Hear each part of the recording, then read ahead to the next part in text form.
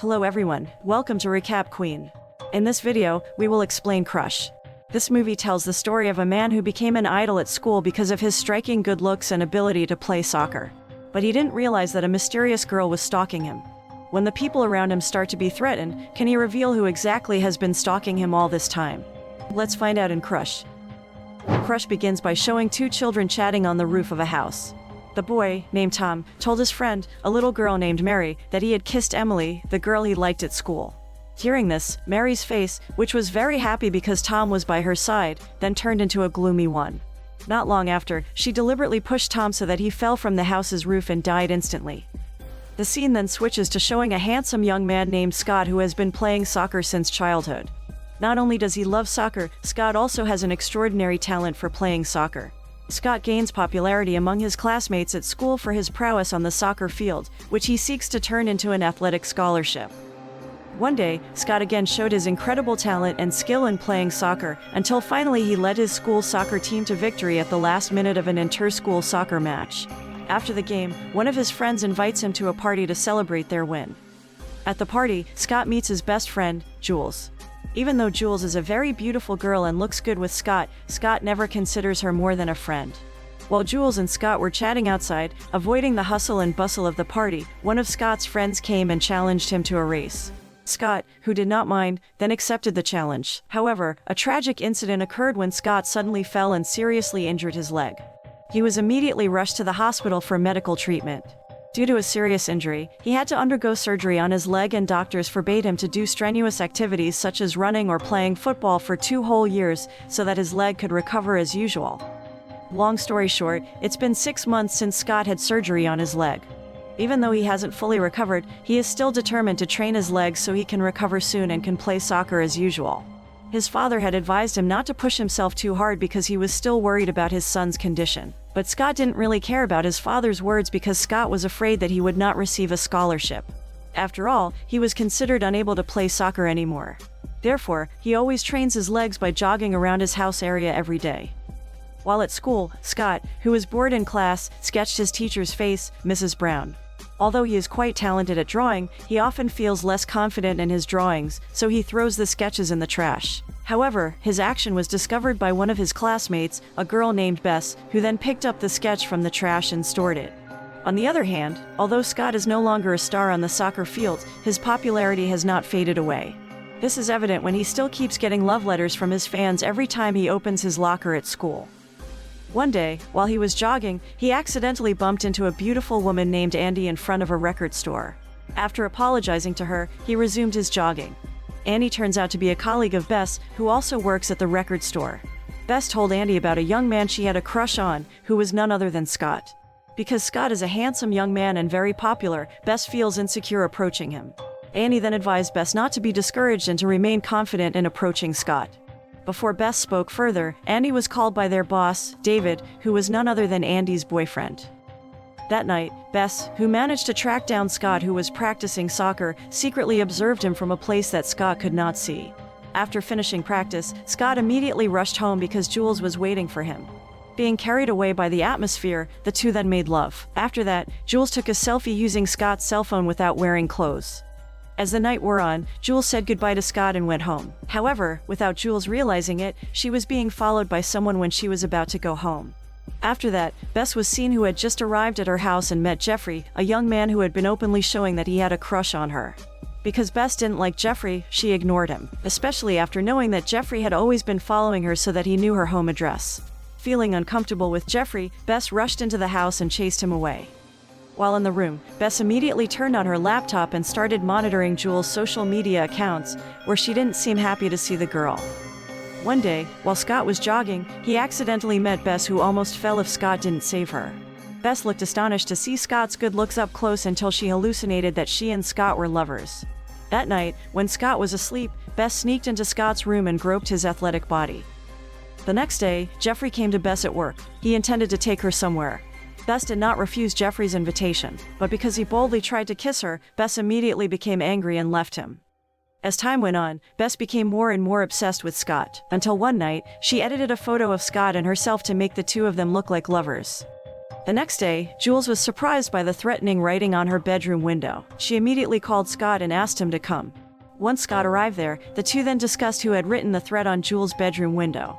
Feeling bored, Scott finally went to the cafe.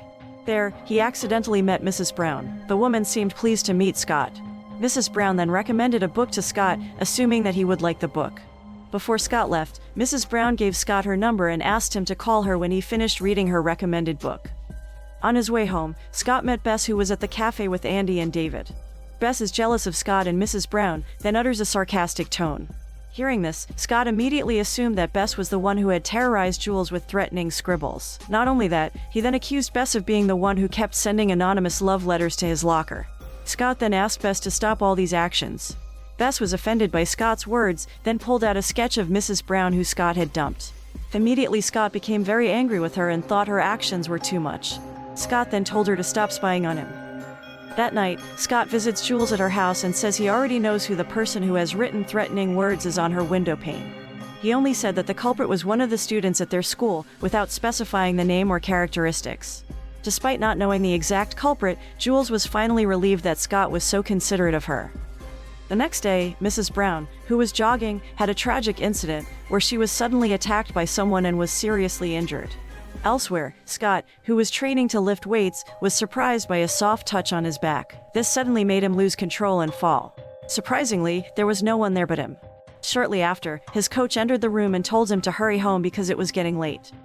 Arriving home, Scott gets into an argument with his father because his father's words imply that Scott should bury his dream of becoming a professional soccer player and start thinking about his hidden talent as a painter.